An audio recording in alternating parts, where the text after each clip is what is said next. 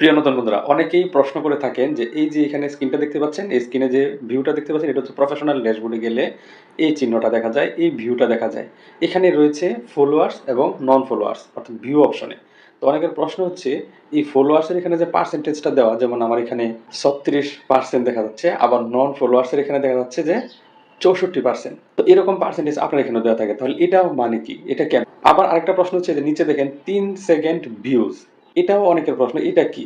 দুইটা বিষয় চলেন জেনে নিই।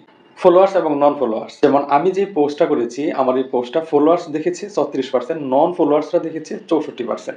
আপনার এখানেও ঠিক এরকম। আর এটা মানে হচ্ছে যখন আপনার এখানে ফলোয়ার্স আছে, নন ফলোয়ার্সরা বেশি দেখবে, আপনার ভিডিওটা কিন্তু ভাইরাল হওয়ার সম্ভাবনা থাকবে 100%।